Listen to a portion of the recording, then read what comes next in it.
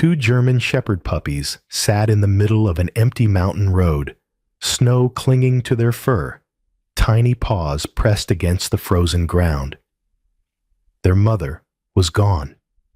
Their cries were fading. Down that same road, a Navy SEAL named Liam Carter drove through the storm, not searching for anyone, just trying to forget everything he'd lost. But fate doesn't always wait for permission. When one of the puppies lifted its paw toward him, something inside the soldier broke and began to heal. What happened next will remind you that sometimes the smallest lives can save the biggest hearts. Before we begin, tell me, where are you watching from? Drop your country in the comments below. Snow had fallen over the Cascade Mountains for 3 straight days, swallowing sound, color, and time itself. The world had gone white, and what little remained of the road wound like a ghostly scar through the pines. The storm had quieted for a moment, as if holding its breath, while pale light filtered through a sky the color of steel. A single pickup truck crawled along the mountain pass, its tires biting through slush and ice. Behind the wheel sat Liam Carter, a man who looked as though the years had carved him out of stone and wind. He was 38, broad-shouldered, his face roughened by sun and frost, the faint shadow of a beard outlining a jaw too tense for comfort. His dark brown hair carried streaks of gray at the temples, not from age, but from war, and the eyes beneath his furrowed brow were cold, gray-blue, like the sea before a storm. On the left breast of his faded uniform jacket, the stitched name Carter had begun to unravel, as if the thread itself were tired. Beside him sat Duke, his 6-year-old German shepherd, alert even in stillness. Duke's coat was thick and cleanly marked, black and tan, with a faint scar running above his left eye. His ears stood straight, his eyes amber and intelligent, holding that strange calm only dogs of service ever carried. He had once been a military canine, trained for danger and obedience, but now his instincts seemed tuned to something softer, to the rhythm of the man beside him. The truck's cabin smelled faintly of pine resin and old coffee. The heater hummed, barely keeping the cold at bay. Liam drove with one gloved hand on the wheel, the other resting on his thigh, his mind elsewhere, somewhere thousands of miles away among the ruins of memory. He wasn't driving toward anything anymore. It just felt easier to keep moving than to stop. Duke's sudden low whine cut through the hush. Liam glanced sideways. "What is it, partner?" The dog had straightened, head turning toward the windshield, nostrils flaring. A flick of the tail, a second whine. Instinct, the same instinct that had saved them both too many times, made Liam slow down. The truck skidded slightly as it stopped in the middle of the road. He peered through the frosted glass. At first, he saw nothing but a curtain of snow. Then the shapes appeared. 2 small forms, dark against the white, huddled together near the tire tracks. He frowned, leaned forward, and muttered, "You've got to be kidding me." 2 German shepherd puppies, no more than 7 weeks old, sat trembling in the middle of the icy road. Their fur was crusted with snow, their tiny bodies pressed close, as if to borrow life from each other. One was slightly larger, its muzzle tipped with a faint streak of brown. The other was smaller, breathing in short, broken gasps. Around them, the snow was unmarked.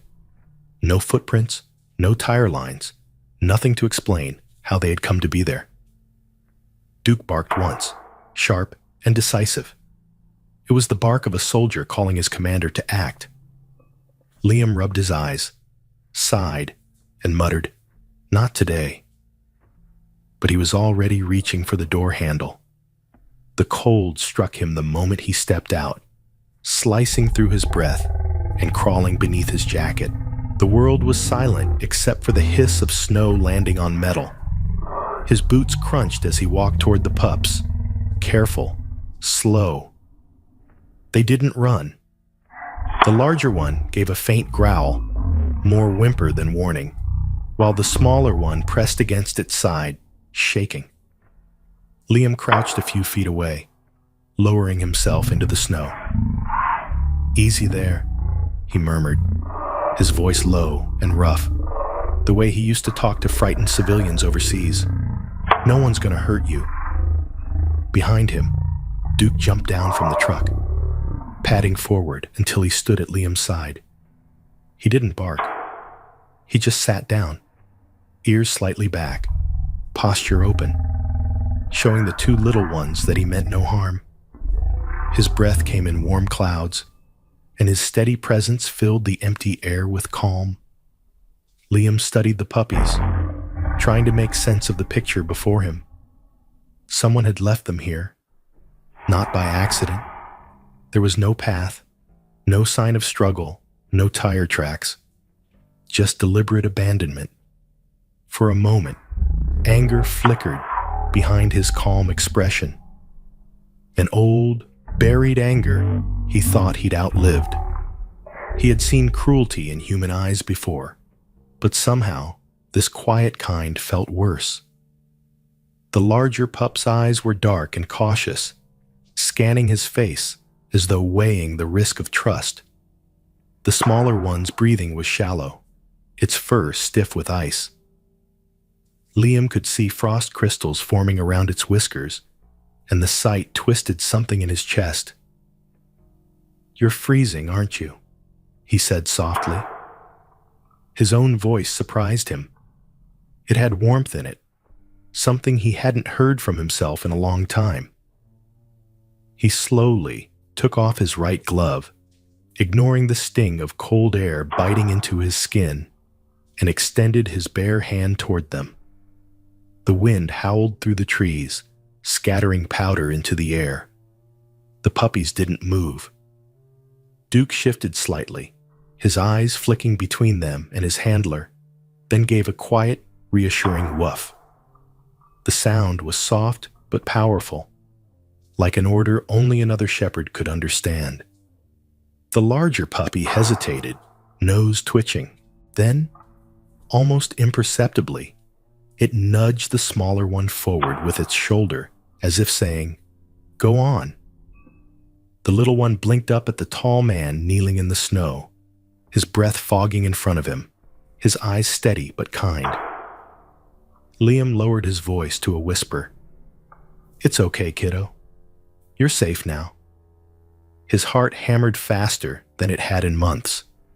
He didn't understand why these two mattered so much, why the sight of them struck so deep, but something about their helplessness felt personal, like a mirror of every broken thing he'd walked away from. Slowly, the smaller pup lifted one trembling paw.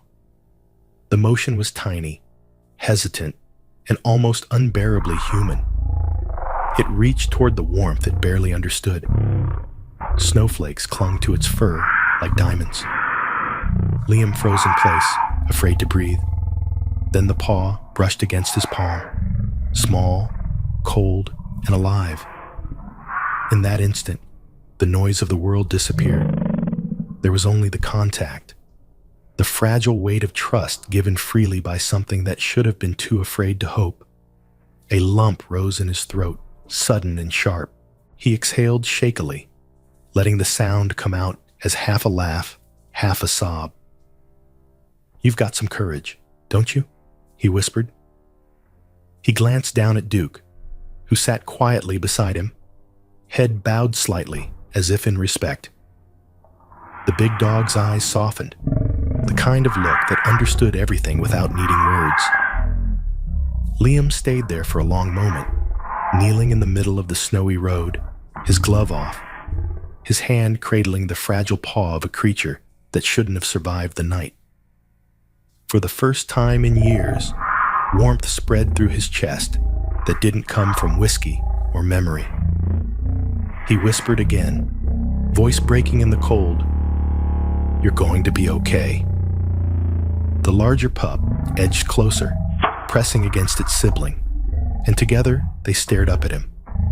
Behind them, the pickup idled softly, exhaust curling into the gray air like a slow heartbeat. The sky above seemed to open just enough to let through a faint hint of pale sunlight. Liam didn't move yet. He simply knelt there, letting the silence wrap around them all. The soldier, his dog, and two small lives that had found him in the middle of nowhere. Then, with a quiet breath, he made a choice that felt like remembering who he used to be. Liam knelt in the snow, pulled off his gloves, and reached out his bare hand to the two puppies. Duke sat beside him, head lowered, eyes gentle and patient. One of the puppies trembled, then lifted its tiny paw and placed it carefully into Liam's open palm. The night deepened over the Cascade Forest, and the snow whispered against the windshield as Liam drove toward his cabin. The truck's heater groaned, trying to fight the cold that seeped into everything. The seats, his bones, the silence. The two German shepherd puppies lay bundled in an old blanket on his lap, small hearts fluttering against the wool. Duke sat upright beside him, eyes steady on the road, his breathing calm and deep, a sentinel in fur. Liam's cabin appeared after a long curve in the forest road, tucked between towering pines that swayed under their burden of snow. The structure was modest, rough-hewn logs, a small porch sagging under frost, and a thin trail of smoke curling from a rusted chimney. He'd rented it a month ago after leaving the coast, hoping solitude could silence the noise inside his head. It hadn't. But tonight, the place looked less like a hiding spot and more like a shelter fate had built for this moment. He parked the truck and carefully gathered the puppies, pressing them close to his chest as he pushed open the cabin door. Warm air met him, faint but welcoming. The single-room space was lit by a wood stove at the far wall, a worn sofa, a table, a metal kettle, and a few tools hung neatly on hooks, the simple possessions of a man who no longer needed much. Liam set the puppies down near the stove, unwrapping the blanket and spreading it into a small nest. Duke trotted over immediately, sniffing them, then circling before lying down, with his large body curved protectively around them. The younger pup whimpered softly. The other pressed against Duke's side, searching for warmth that was finally steady and safe. "You're a good boy," Liam murmured, tossing another log into the fire. Sparks climbed into the chimney, painting brief orange stars on the wood walls. He crouched beside the dogs, studying the two small bundles of life he'd pulled from the storm. "All right," he said quietly. "We can't keep calling you Hay and Little One, can we?" He examined them more closely. The bigger pup had alert eyes and a stubborn tilt to its head, already trying to stand despite its trembling legs. "You," he said, pointing lightly. "You look like trouble. Milo suits you." The smaller one, so still it made him uneasy, lay pressed into Duke's fur, eyes half closed, breathing shallow but even. "And you," Liam whispered, brushing a finger gently over its ear. "You're a fighter, even if you don't look it. Scout." Duke huffed softly, tail thumping once in quiet approval. For the next hour, Liam moved with the slow patience of someone who had done this before, though he hadn't. He warmed milk on the stove, poured it into a small bowl, and tried coaxing them to drink. Milo took a few laps eagerly, bumping the edge of the dish with his nose. Scout, however, turned away. His head drooped. His tiny ribs rose and fell too quickly. Liam frowned, concern tightening his jaw. "Come on, little guy. You've got to eat." He dipped his finger in the milk and brought it near Scout's mouth, but the pup only pressed closer into Duke's side. Duke's ears flicked. The older dog shifted carefully, wrapping his body around the pup's until they disappeared under the thick shield of his fur. He lowered his head and began to lick Scout's coat, slow, deliberate, and tender, like a parent trying to wake a child from a bad dream. Liam sat back on his heels, watching the quiet miracle unfold. The sound of Duke's breathing, the crackle of fire, the faint rustle of puppy fur, it all blended into something strangely holy. He hadn't prayed in years, but in that dim cabin light, he caught himself whispering, "Hang in there, kid." Outside, the storm still lingered, but its fury had softened. The world beyond the window was white and unreal, like a painting of another time. Down in the valley below, in a farmhouse surrounded by wind-bent trees, Helen Brooks set down her teacup and looked toward the ridge. Helen was 70, though her spirit often seemed half that age. She was tall for her generation, her posture still proud despite the years. Her silver hair was tied in a loose braid that fell over one shoulder, and her pale skin was marked by faint freckles that time had refused to erase. Her husband, Robert, had been gone for nearly a decade, an army medic who'd never come home from Afghanistan. Since then, Helen had lived alone, her world shrinking to the farmhouse, her radio, and the birds that visited her window. That evening, as she washed her teacup, she noticed a flicker of light among the trees far above the valley. She squinted through the old binoculars she kept by the window, a pair with worn leather grips and lenses clouded from age. Through the snow, she could just make out the faint orange pulse of firelight. Someone was up there, deep in the woods. She frowned. No one usually stayed through the winter. The Forestry Service cabin had been empty since autumn. At least she thought it had. Maybe some hiker got lost, she muttered. Her voice, though softened by age, carried the calm resolve of someone who'd never learned to ignore another soul's trouble. She turned toward the coat rack, where an old army green parka hung like a loyal friend. "I'll go check in the morning," she decided aloud. "Whoever they are, they'll need food." Back up the ridge, the fire in Liam's cabin had burned down to embers. He knelt to add more logs, careful not to wake the puppies. Duke's eyes followed every movement, alert but at peace. Scout still hadn't eaten, but the small pup had stopped shivering. His head rested against Duke's chest, and a faint sigh escaped him as he finally slept.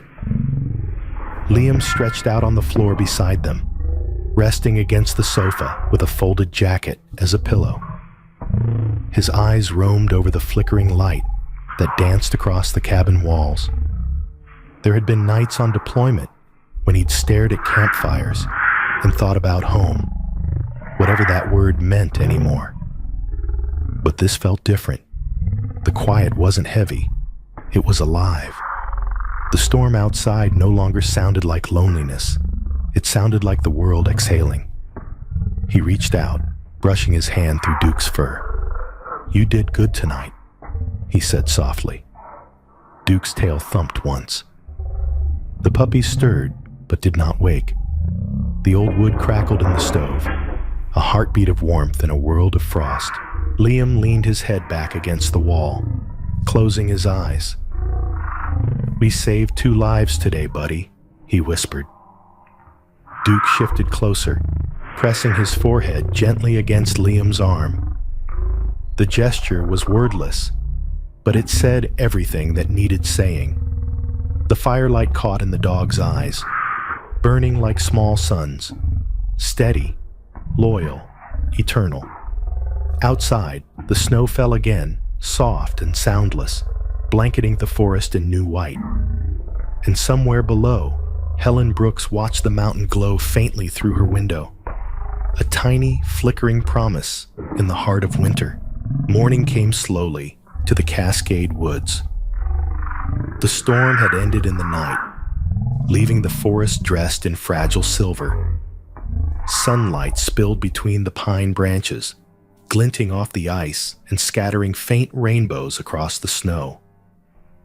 Inside the cabin, the fire had burned to a warm glow, and the smell of smoke and pine lingered in the air like an old song. Liam stirred awake on the worn sofa, his back stiff, his breath visible in the faint morning chill. Duke was already up, lying beside the fire with his head resting over the two small bundles pressed close to him. Milo, the larger puppy, slept soundly, his belly rising and falling with a steady rhythm. Scout, the smaller one, was curled tightly beneath Duke's chin, still weak but alive. Liam sat up slowly, rubbing his eyes. For the first time in years, he had slept without nightmares. The world outside looked softer somehow. Even the silence seemed kinder. He had just poured himself a cup of coffee when a knock echoed through the cabin. It wasn't loud, just steady. 3 knocks, patient and certain. Duke's head lifted instantly, ears sharp, but his tail wagged once, cautiously. Liam frowned. Nobody ever came this far up the ridge. He walked to the door, one hand instinctively brushing the old Navy knife on his belt, a habit he hadn't yet shaken from his service years. When he opened the door, a gust of cold air swept in, and standing just beyond the porch was a woman holding a brass lantern. The morning light caught the frost crystals in her silver hair, which was neatly braided and tucked under a knitted hat. She wore a thick, olive green coat lined with wool and a red scarf wrapped twice around her neck. Her cheeks were pink from the climb, but her eyes, gray-blue and bright with a steady kindness, were the first thing that struck him. "Good morning," she said, her voice calm and warm, though her breath fogged with each word. "I hope I didn't startle you. I saw your light last night from down the valley.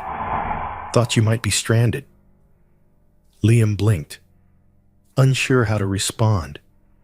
It had been months since he'd spoken to anyone for more than a few sentences. "No," he said at last, his voice rough from disuse. "Not stranded, just passing through." The woman smiled faintly, her gloved hand tightening on the handle of the lantern. "Well, I'm Helen Brooks. I live in the old farmhouse by the river bend. Used to run a little animal rescue after my husband passed." She paused, her gaze softening as she noticed something behind him. "But I see I've come to the right place anyway." Liam turned. Duke had padded over to the doorway, and beside him, 2 small heads peeked out from behind his legs. Milo curious, Scout shy and uncertain. Helen's breath caught. "Oh, you poor little things," she murmured, kneeling despite the cold. "Look at you, frozen right through." She reached out a gentle hand, and Milo took an instinctive step forward, sniffing her glove. Scout stayed pressed against Duke's leg, eyes wide but calm. "They were on the road yesterday," Liam said quietly. "No tracks around them. Someone just left them there." Helen shook her head slowly, her expression clouded with the kind of sorrow that comes from understanding too well. "People can be cruel," she said softly, "but sometimes they don't know what they're giving up." She glanced up at Liam then, her gaze measuring him with the quiet intuition of someone who had lived a long life and seen enough to recognize another wounded soul. "May I come in? I've brought something for them." Liam hesitated for a second, his instinct to keep the world outside pressing against his chest. But Duke wagged his tail once, almost as if giving permission. "Sure," Liam said finally, stepping aside. "Come on in." Inside, Helen placed her lantern on the table, casting a soft amber glow across the room. She unbuttoned her coat, revealing a simple wool sweater the color of cream and a string of wooden beads around her neck. From the large canvas bag slung over her shoulder, she pulled out a thermos, a tin of cookies, and a small container. "Warm milk," she explained. "Best thing for little ones who've been out in the cold." She knelt near the fire, unscrewing the cap and pouring the milk into a small bowl. The puppies sniffed curiously, and within seconds, Milo began lapping eagerly. Scout hesitated, but Helen dipped a finger and touched it lightly to the pup's mouth. "Go on, sweetheart," she said gently. "It's all right now." Scout took a sip, then another. Duke, watching close, wagged his tail in approval. Liam leaned against the counter, his coffee forgotten. He found himself studying Helen, the way her hands moved carefully, the way her face softened when she smiled. She wasn't frail, despite her age. There was strength in her, but it was the quiet kind, like old wood that never breaks. Helen glanced up, catching his gaze. "You live up here alone?" He nodded. "For now." "You have the look of someone who's used to moving," she said. "You've got that restlessness." Liam gave a faint smile. "Something like that." Helen's eyes drifted toward the framed Navy photograph hanging by the door. Liam in uniform beside a group of men, and Duke as a younger dog at his heel. "You served," she said softly. "Navy?" "SEAL," he replied. The word came out like an echo. Helen nodded slowly. "My husband was Navy too. Vietnam. He never made it home." Her voice trembled for a moment, but she steadied it. "After that, I started taking in strays. Dogs mostly. There's something about saving a creature that has no reason to trust you. It gives you a reason to keep breathing." Liam looked down, his throat tight. "My father served in Vietnam too," he said quietly. "Didn't talk about it much. Maybe that's why I joined. Maybe that's why I don't talk much either." Helen smiled faintly, the kind of smile that held both sadness and understanding. "Your father and my Robert might have met once," she said. "Strange how the world folds like that. Lives overlapping, even when we think they've gone their separate ways." The puppies had finished their milk and now dozed beside the fire, their bellies round and warm. Helen reached out and gently stroked Scout's tiny head, her gloved fingers soft against the fur. "These two are lucky," she murmured, "but I think you needed them as much as they needed you." Liam didn't answer. The fire popped, and the warmth touched his face, easing something inside him that had been clenched too long. Duke rested his chin on his paws, eyes half closed, as if approving of this fragile peace forming between strangers. Helen looked around the cabin, the sparse furniture, the few photographs, the neatly folded blanket by the stove. "You're doing fine on your own," she said kindly. "But these little ones will need a bit more than heat. They'll need soft bedding, good food, and a few nights under care. I can bring what's needed." Liam wanted to refuse, out of habit more than pride, but the gratitude came out before he could stop it. "Thank you, ma'am. Really." Helen chuckled softly. "You can drop the ma'am. Helen will do." She stayed a while longer, talking softly about the valley, about her husband's old rescue shelter, about the first German shepherd she ever owned, Max, a calm, loyal dog who had helped her through the loneliest years after Robert's death. She told the story without tears, her voice full of memory rather than grief. When she rose to leave, the sun had climbed high enough to glimmer on the window panes. She slipped her gloves back on, picked up her lantern, and looked once more at the sleeping pups. Her eyes softened, and she whispered, almost to herself, "Little ones like these. They're not just here to be saved. They're here to save us too." Liam stood silent as she stepped out into the white light, her figure small against the endless snow. The door closed, and the cabin felt warmer than before. He looked down at Scout, asleep beside Duke, and for the first time in years, he smiled without guilt. By late afternoon, the snow returned, heavier, wilder, as if the mountains themselves were trying to erase every sign of life. The sky darkened far too early, and the wind pressed against the windows like a living thing. Liam stepped outside to secure the generator, his boots sinking deep into the drifts. The pines moaned above him, bending beneath the storm's weight. By the time he got back inside, his jacket was soaked, his beard crusted with frost. The cabin flickered in weak light. Helen stood near the stove, her old hand steady as she poured warm milk into a pan. She had come back that afternoon after seeing the sky change, insisting it was safer to stay through the night.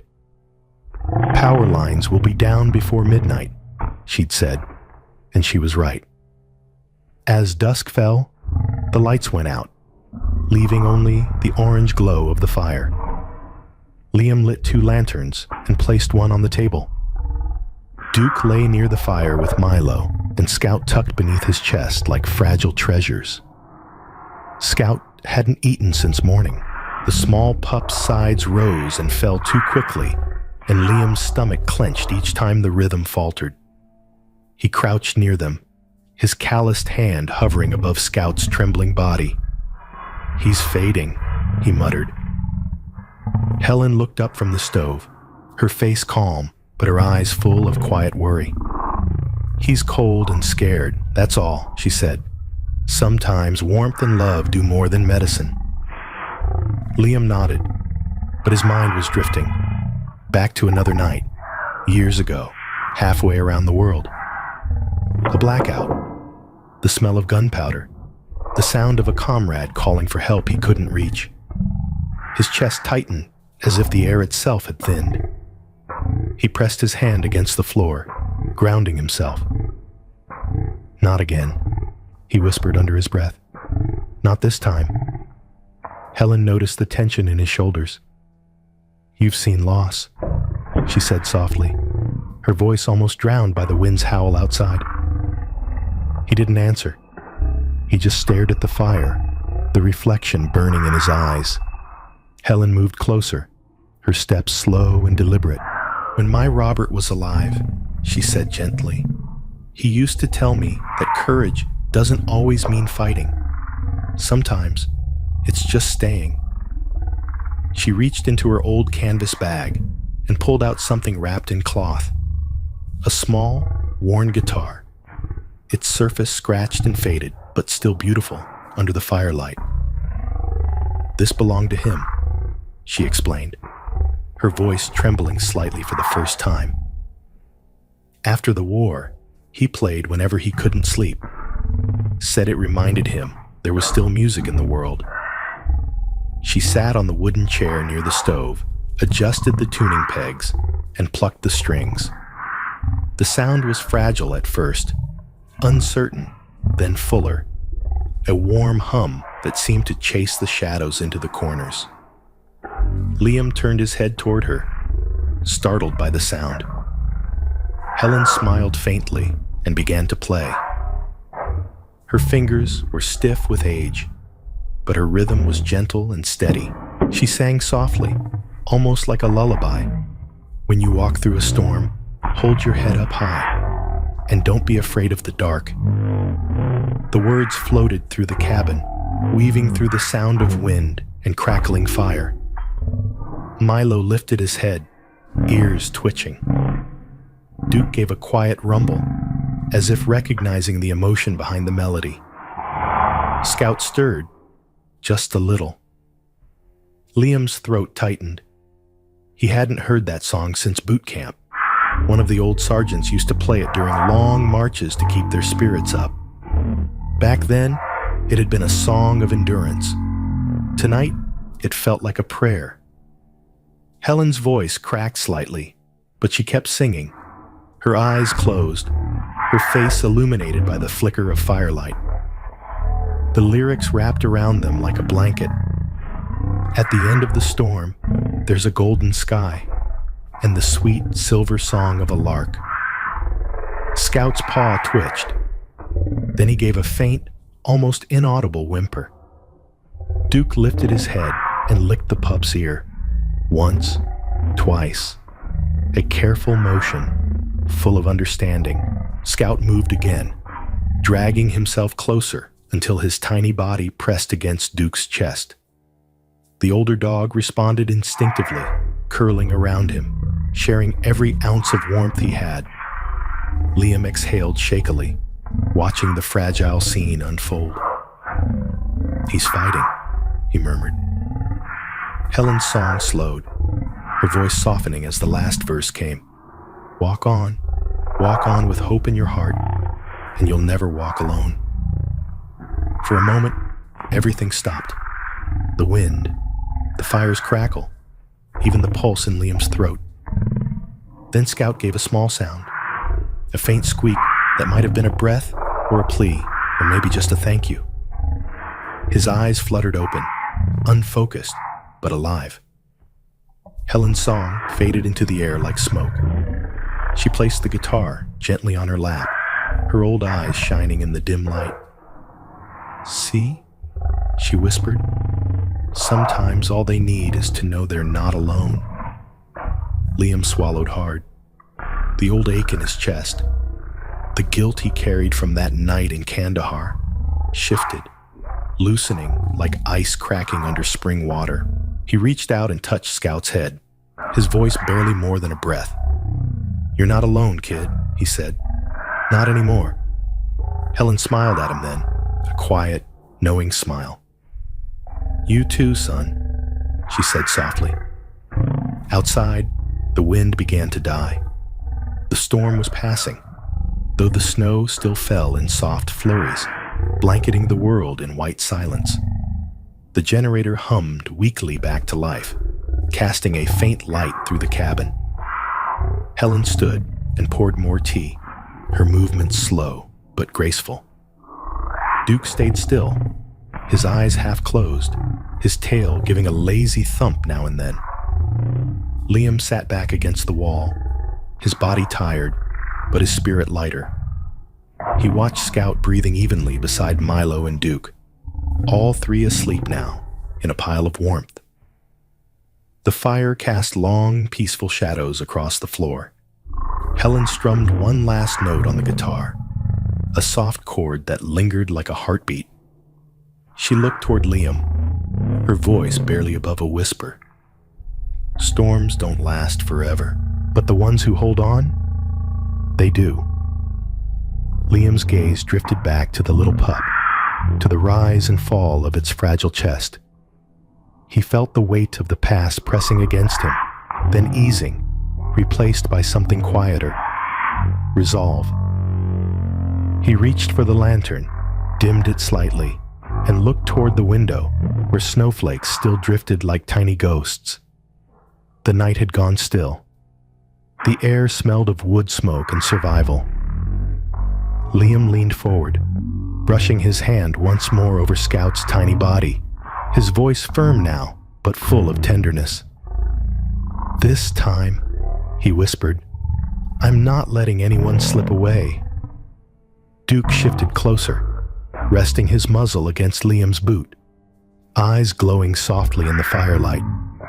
And in that cabin, surrounded by winter's silence, something unspoken passed between them all, a promise born not of duty or command, but of trust. The snow began to melt 2 days after the storm. Thin streams of water trickled down from the eaves of the cabin, glistening in the morning light.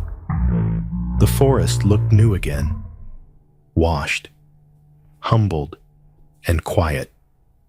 Liam stepped out onto the porch with a mug of coffee in his hand, the steam rising and mingling with his breath. Duke trotted beside him, his fur catching the sunlight like old bronze. Milo and Scout played clumsily in the patch of bare earth near the porch, their small bodies bouncing with newfound strength. For the first time in weeks, the air didn't bite. It carried the scent of pine and thawing earth. He stood watching them, a faint smile tugging at his face. He had not smiled like that in years.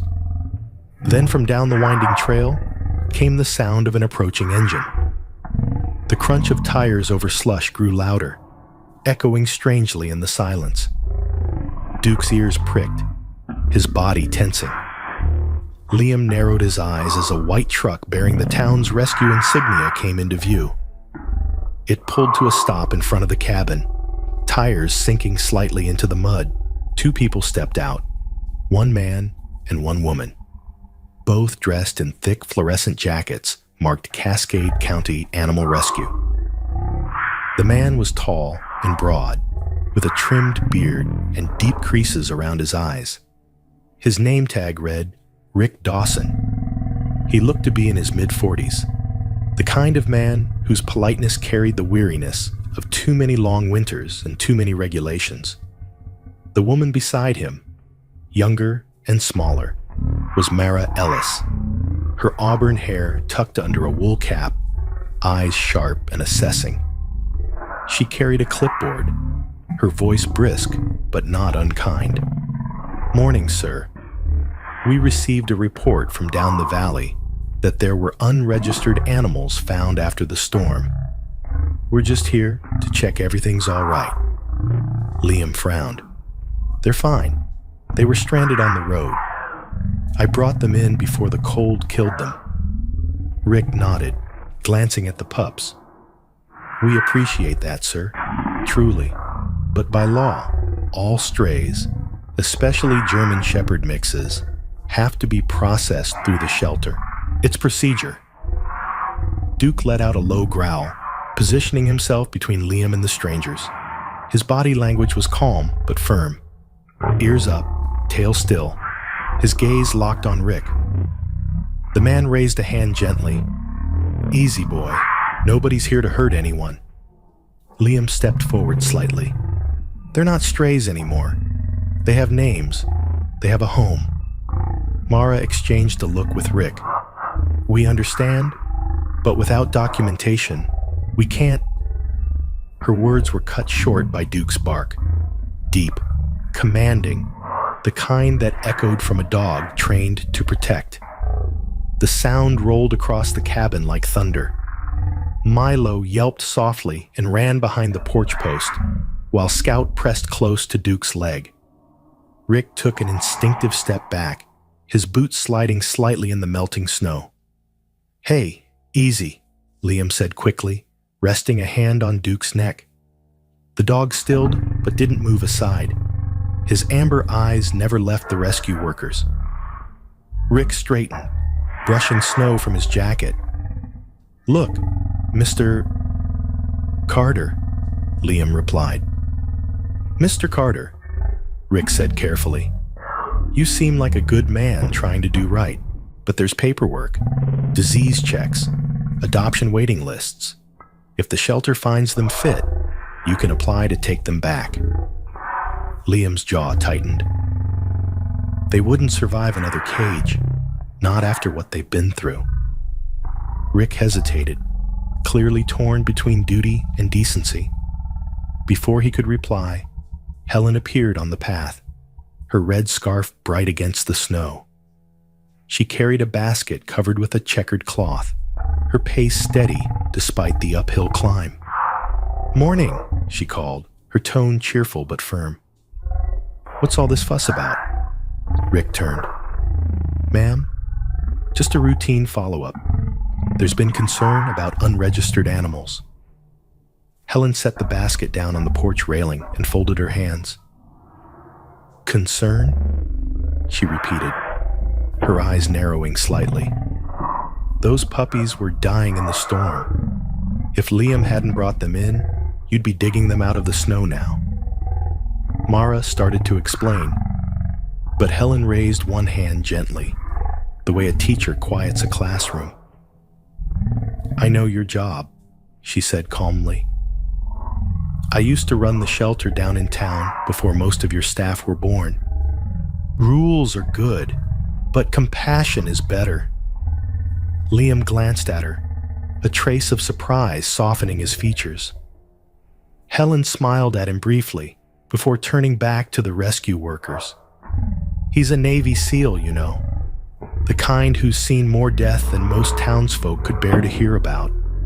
And now he's doing something simple, something good. He's keeping 2 lives alive in the middle of winter. Rick looked at the ground.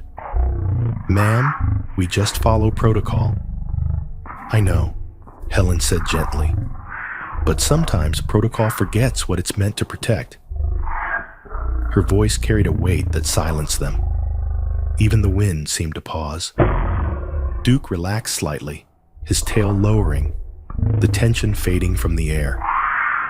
After a long moment, Rick sighed. We'll make a note for temporary custody. The town will review it, but keep them safe for now. I can't promise more than that. That's all we need, Helen said, her eyes glinting with quiet victory. As the truck drove off, its tires sloshing through the muddy road, Liam exhaled slowly. You didn't have to do that, he said. Helen shrugged. Didn't I? I may not have much left to fight for, but I can still speak when something right is about to be undone. She picked up her basket and handed him a small loaf of bread wrapped in paper. For you and your soldiers, she said, nodding toward the dogs. That evening, as the sun dipped behind the ridge, Helen drove into town. The rescue visit had stirred whispers. People at the diner asked questions. Others posted photos online. Liam's cabin, the 2 puppies by the fire, Helen's quote about not abandoning life in winter. By nightfall, her words had spread across the local Facebook group, gathering hundreds of comments. If compassion is a crime, let's all be guilty. At the cabin, Liam didn't know about the posts. He sat on the floor near the fire, Duke beside him, the 2 pups sleeping soundly between them. The world outside glowed faintly under the moonlight, still scarred by storm, but healing. Helen returned the next morning, her cheeks pink from the cold, but her smile triumphant. Well, she said, setting down her lantern, looks like you've become something of a hero, Mr. Carter. The council decided to let the puppies stay, at least until spring. Liam blinked. You're serious? She nodded, amused by his disbelief. Seems this town needed a story that made people feel something again. Been a while since we had one of those. Liam leaned back, smiling faintly. Guess I'm stuck with them then. Helen chuckled. I'd say they're stuck with you. Outside, Duke barked once, a single, bright sound that echoed through the thawing valley. For the first time in years, the mountains carried laughter instead of silence. 3 months passed as quietly as snow melting under sunlight. The forest that had once been buried in silence was now alive again. Pine needles glistening green, creeks whispering under the thaw, birds stitching the sky with their songs. The world smelled of damp earth and new beginnings. For Liam Carter, each sunrise felt less like survival and more like living. Outside the cabin, the sound of paws thudding against soft soil filled the air. Duke, older and wiser, lay stretched under the porch, his fur shining gold in the spring light. Nearby, Scout and Milo, now 4 months old, bounded through the grass in awkward joy, chasing each other in loops, their black and tan coats flashing as they tumbled and barked. Scout had grown stronger, his once frail frame filling out, though he still carried a gentleness in his eyes that mirrored the night Liam had found him. Milo was the opposite, bold, spirited, always the first to explore and the last to rest. Liam stood by the fence, hammer in hand, fixing a loose plank. His sleeves were rolled up, revealing forearms marked by faint scars, remnants of his service and his solitude. He had traded the Navy SEAL uniform for a faded flannel shirt and worn jeans, though his posture still carried the precision of a soldier. The cabin, once temporary shelter, had become a home. "Hold it steady, Duke," he murmured with a grin. The shepherd raised his head, tail flicking as if to approve. A gentle voice called from behind. "You know, most people use another person for help, not a dog." Helen Brooks walked toward him, carrying a small toolbox. She wore a denim jacket over a floral blouse, her silver braid hanging loose down her back. Her cheeks were flushed from the walk, but her steps were steady and sure. Since that winter night, she had become a fixture in Liam's life, bringing supplies, stories, and the kind of warmth that made the cabin feel human again. "You're late," Liam teased, setting the hammer down. "I'm old," Helen replied with a laugh. "We don't rush anymore. We arrive when the world's ready for us." She set down the toolbox and surveyed the half-repaired structure. The old kennel from her rescue days stood behind the cabin, its roof bowed and its wood faded gray. "This place has seen better years," she said softly, "but so have I." Liam handed her a pair of gloves. "Then we'll fix you both." For hours they worked side by side. Duke supervised from the shade, occasionally barking when Milo and Scout strayed too far. The smell of sawdust mixed with the sweetness of wild lilac that bloomed along the forest's edge. When they stopped for lunch, Helen pulled sandwiches from her basket and poured tea into tin cups. "You've changed, you know," she said suddenly, studying him over the rim of her cup. Liam raised an eyebrow. "I shaved?" Helen smiled. "No, you smile more now. You look like a man who's found something worth staying for." He hesitated, gaze drifting toward the 3 dogs wrestling in the grass.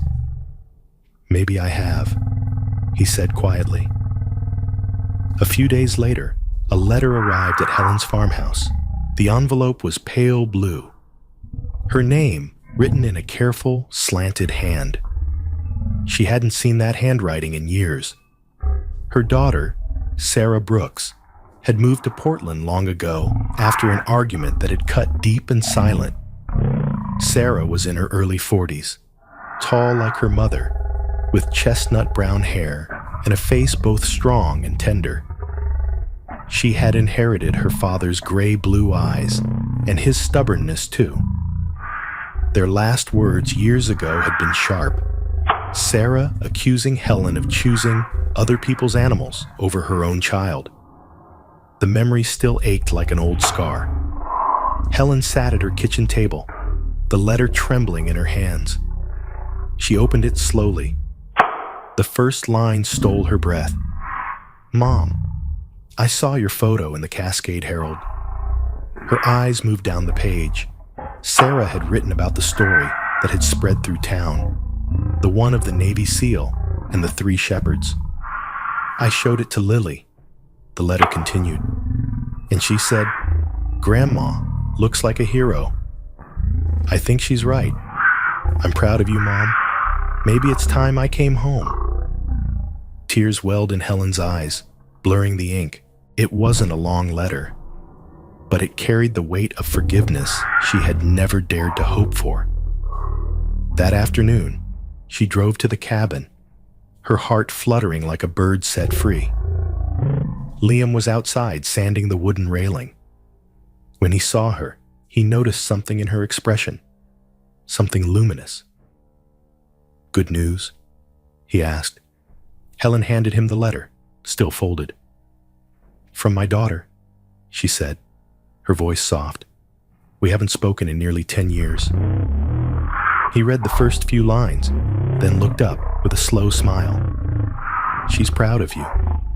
Helen nodded, wiping at her eyes with the back of her glove. "I didn't think I'd ever hear that again." "You earned it," Liam said. "You reminded this town what decency looks like." They spent the rest of the day cleaning out the old shelter. Helen hummed as she worked, her movements lighter than before. Liam replaced the broken hinges and painted the door a deep forest green. Above the entry, they hung a small wooden sign Helen had carved herself, the Pine Haven. Beneath it, she etched smaller words. "Every life deserves a second chance." As dusk settled, the valley glowed gold beneath the first sunset of true spring. The dogs played in the yard, their paws kicking up soft clumps of moss and wildflowers. Duke watched from the porch, his ears twitching, a quiet guardian of all that had been rebuilt. Liam leaned against the railing, the smell of cedar and paint lingering in the air. "Hard to believe," he said. 3 months ago, this place was buried in snow." Helen smiled. "That's how it works. Winter tests us. Spring forgives us." Later that evening, as she drove home, Helen noticed how different her farmhouse looked against the twilight. For 2 decades, it had been a quiet silhouette. Windows dark, the porch light never lit. She parked, stepped out, and stood for a long moment beneath the eaves. Then she reached up and pulled the chain on the old porch lantern. It flickered once, twice, then came alive, casting a warm amber glow across the yard. In that light, the house no longer looked lonely. It looked waiting, like something ready to be filled again. From the valley below, the faint sound of barking reached her ears. 3 voices, 1 deep and 2 bright, carried by the soft wind. Helen smiled, her eyes glistening. She whispered into the night, "We've all come back, haven't we?" The lantern's glow stretched across the porch, touching the edge of the garden where the snowdrops bloomed, the first flowers of spring. And somewhere far up the hill, in the little cabin by the pines, life went on, steady, warm, and alive again. By late May, the Cascade Valley shimmered in soft gold and green. Morning mist lifted from the river, curling through the pine trunks like a slow-moving dream. The air was gentle now, full of birdsong and the scent of thawed earth. The cabin, once a refuge of silence, had become a small beacon of life, filled with barking, laughter, and the quiet rhythm of healing. Liam stood in the open yard, watching Milo and Scout chase each other through the new grass. Duke, ever the sentinel, trotted behind them with calm authority. His fur had dulled a bit with age, but his movements were sure and full of pride. Liam had begun training the 2 younger dogs each morning. Basic commands, recall, even tracking exercises. "You 2 are naturals," he said with a grin, tossing a stick that Milo immediately lunged for. Scout hesitated, as always, but when Duke barked once in encouragement, the younger dog bounded forward. Helen's old truck rattled up the dirt path, its blue paint faded and fenders rusted by time. She leaned out the window, waving. "You'd think this place was a kennel, not a cabin," she called. "Maybe it's both," Liam said, smiling as he wiped his hands on a rag. She climbed out, her silver hair tied into a neat bun today. She wore a soft yellow cardigan over her blouse, her eyes shining with quiet energy. "There's a letter for you," she said, handing him a thick envelope with a logo of a paw print inside a shield. "Came to my house by mistake." Liam frowned and opened it carefully. The letterhead read, "Northern Horizons Animal Foundation, Seattle Branch." He scanned the first paragraph silently, then stopped, reading it again. "Well?" Helen asked, crossing her arms. "It's..." Liam paused, the faintest smile forming. "They've heard about us, about the rescue." "About you," Helen corrected gently. He read aloud, "We've followed your story. The veteran who saved 2 shepherd pups during the Cascade Blizzard. And we'd like to invite you to collaborate on our new initiative, Winter Promise. The project's goal is to train abandoned or rescue dogs as therapy companions for veterans with PTSD."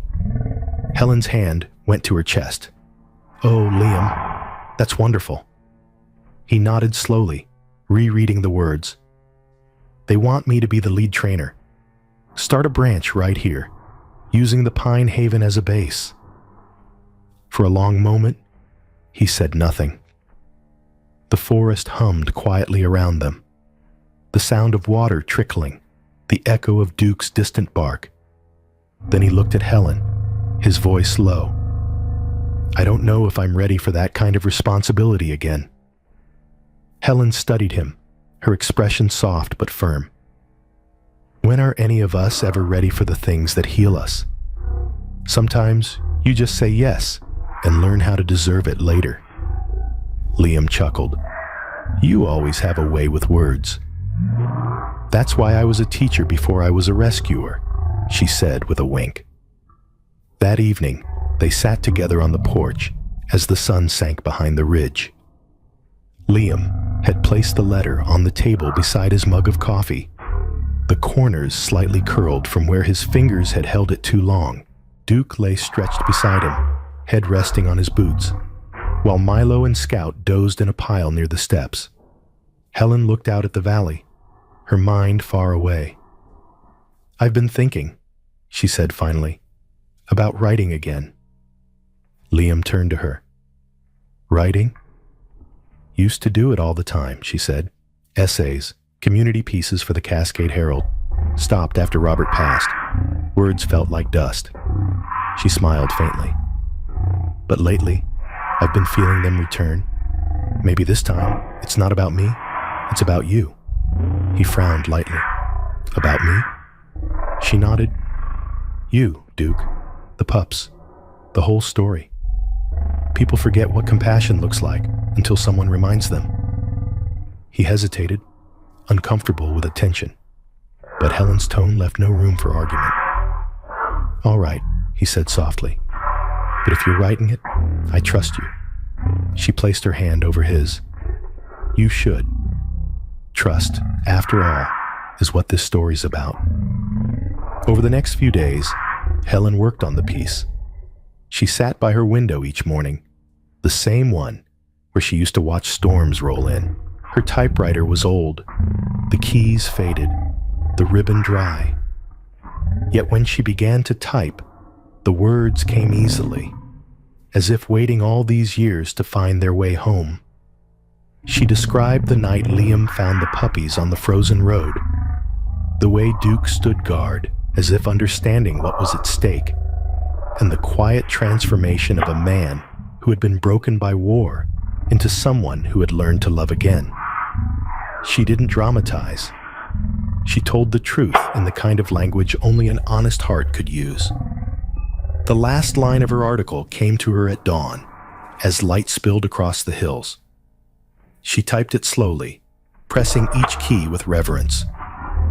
When a soldier reaches out into the storm, sometimes what he saves isn't the helpless creature before him, but the heart he thought he'd lost. When she delivered the piece to the Cascade Herald, the editor, a young man named David Lawson, looked up from his desk, surprised. David was in his early 30s, with sandy hair, a clean face, and kind eyes hidden behind square glasses. He had grown up in town, but left for college, returning only recently to run the small paper. "Mrs. Brooks," he said, scanning the title. "The man who heard the snow cry. This is extraordinary. Are you sure you want to give it away?" Helen smiled. "Stories like this don't belong to writers. They belong to whoever needs them."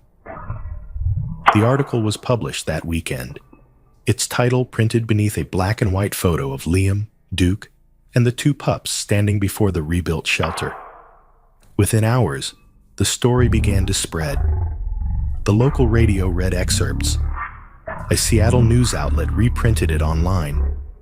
Comments poured in from across the country. Veterans who said they saw themselves in Liam. Mothers thanking Helen for reminding them that kindness still existed. Liam didn't know at first. He was outside painting a new fence post when Helen's old truck rolled in again, horn blaring. She jumped out, waving the newspaper. "You're famous," she announced. He blinked. "What?" She handed it to him, her smile bright as spring sunlight. He read the first few lines, then stopped at the final sentence. His throat tightened. People had written messages at the bottom of the online reposts. "I served too. Thank you for showing what healing looks like. Oistum, this made me believe again." "Tell him he saved more lives than he knows." Liam folded the paper carefully, his hands steady. He looked at Duke, who sat patiently beside him, and whispered, "Guess we did something right, buddy." Helen watched him quietly. For the first time, she saw not just the soldier or the man rebuilding his life, but someone who had finally stepped out of the storm. As the sun dipped low, painting the pines in amber, Liam stood on the porch, looking out over the valley. The faint echo of barking carried on the breeze, Milo and Scout playing somewhere near the creek. Helen turned on the porch light, the same warm glow that had once meant survival, but now meant something simpler: belonging. Liam smiled, the letter from Northern Horizon still tucked in his pocket. For the first time since returning home from war, he no longer felt like a visitor in his own life. The morning of the ceremony dawned clear and bright, the kind of spring morning that seemed to forgive the world for every cold day before it. The valley below shimmered under a soft veil of mist, the sun rising slow and golden over the pines. Liam Carter tightened his grip on the steering wheel of the old pickup truck as he drove down the winding road. Beside him, Duke sat upright in the passenger seat, ears alert, his black and tan fur catching the morning light. In the back seat, Milo and Scout pressed their noses to the window, tails wagging in rhythmic excitement. The truck rattled as it hit the dirt road near the valley town. Ahead, banners fluttered between two tall oak poles, painted in white and blue.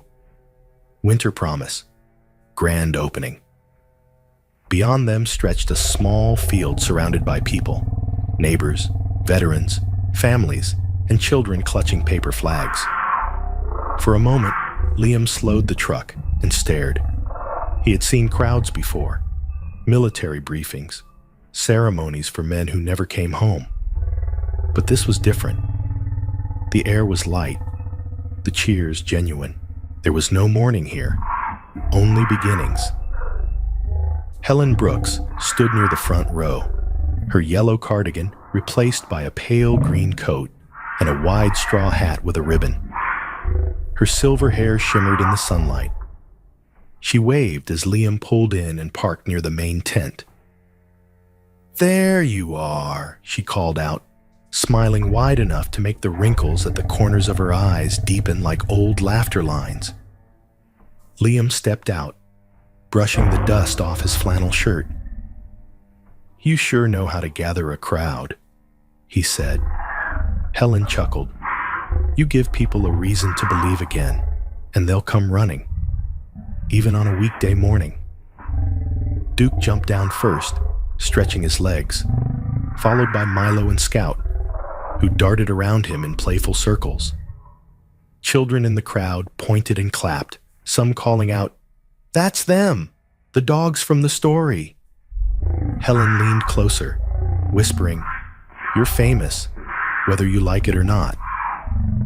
Near the makeshift stage stood a man in a navy suit, tall and composed, his dark beard neatly trimmed.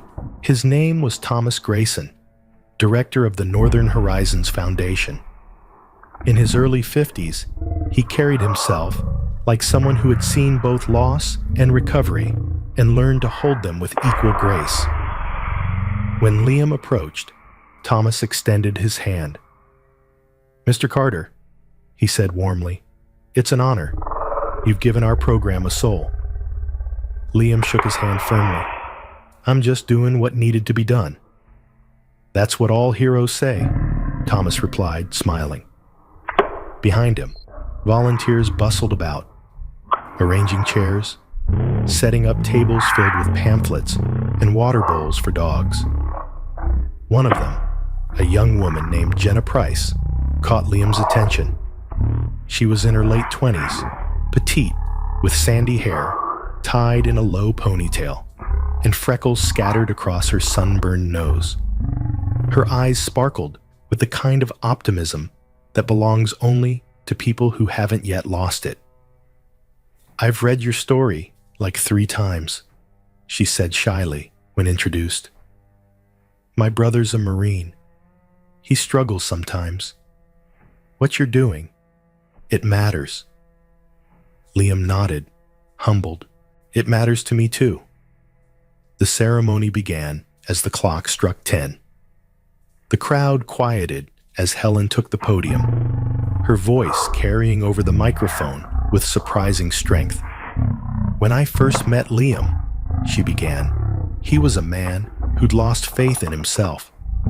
And when I first saw those 2 puppies, I saw the same thing in their eyes. Fear, but also hope. Today, we celebrate not just their survival, but what they've built together." Applause rippled through the crowd. Helen paused, emotion softening her words. "This place, Winter Promise, is more than a shelter. It's a promise kept, proof that compassion can rebuild what the cold has broken." Thomas followed with his speech, announcing partnerships, trainers, and therapy dog schedules. But Liam barely heard him.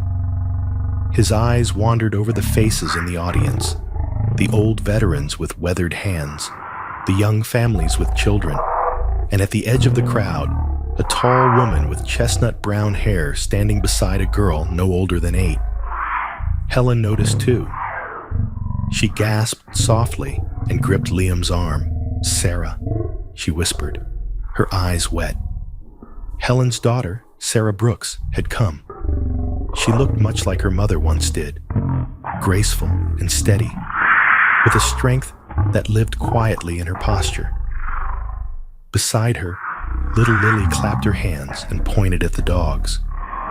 Helen stepped down from the podium and crossed the field. For a moment, no words were needed. Sarah opened her arms, and Helen walked straight into them, tears spilling down her face. The crowd, sensing the moment, fell silent. When Helen finally pulled back, she was laughing through tears. "You really came." "Of course," Sarah said. "I had to see what all of this was about. Lily wanted to meet her grandma's heroes." Helen looked down at her granddaughter. "Well," she said softly, "they're right over there."